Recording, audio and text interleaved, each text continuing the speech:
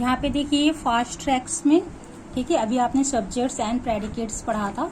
Subjects और predicates में what is subject and what is predicates, ये मैंने आपको समझा दिया था हिंदी में कि जो भी सेंटेंस होता है जिसमें कि जिसके विषय में बोला जाता है वो सब्जेक्ट होता है, और जो बचा हुआ जो सेंटेंस है, जो वाक्य है, वो प्रेडिकेट्स कहलाता है।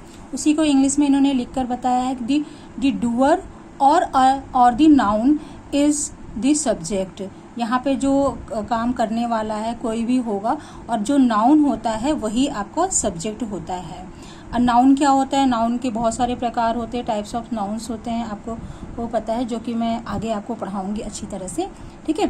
तो यहाँ पे आप इतना समझ लीजिए कि अभी ये जो सब्जेक्ट्स हैं, सब्जेक्ट्स उन्हें कहते हैं जिसके विषय में कहा जाता है वाक्य में, वही सब्जेक्ट्स होते हैं। The rest of the sentences, और जो बचा हुआ जो सेंटेंस है वो प्रेडिकेट्स कहलाता है। जैसे यहाँ पे है match the following column A with a column B, ठीक है। अब यहाँ पे मैचिंग के लिए बोला गया हुआ है। यहाँ पे क्या है? सब्जेक्ट है चिल्ड्रेन।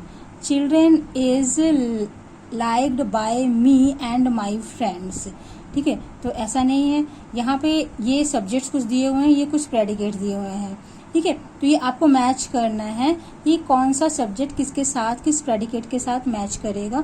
ये बेटा आपका होमवर्क है, एक्सरसाइज है, ये आपको खुद से करना है। और अगर आपको सब्जेक्ट्स और प्रेडिकेट समझ में आ गए होंगे तो आप आराम से कर लोगे, और अगर आपको नहीं समझ में आया आप तो नहीं कर पाओगे। अगर आप नहीं कर पाओगे तो उसमें आप मुझे भेज दीजिएगा, मैं आपको और अच्छे से इसको समझाऊंगी, सारे एक्सरसाइज को, और आपको अच्छे से करवाऊंगी, ठीक है।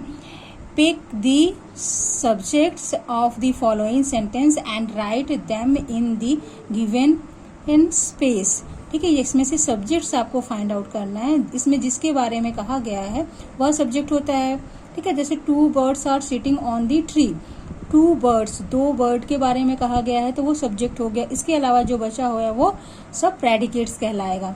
The cat is drinking milk, जो यहाँ पे कैट है, जो बिल्ली है, उसके बारे में कहा जा रहा है, तो द कैट जो हुआ वो सब्जेक्ट हो गया। इसके अलावा जितना भी है वो प्रेडिकेट्स कहलाएगा।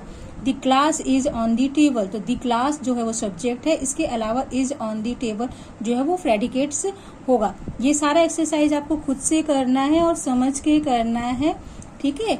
और नहीं समझ में आएगा तो हम इसे खुद कराएंगे और इसे समझाएंगे भी अच्छी तरह से। ओके बेटा, गुड बाय।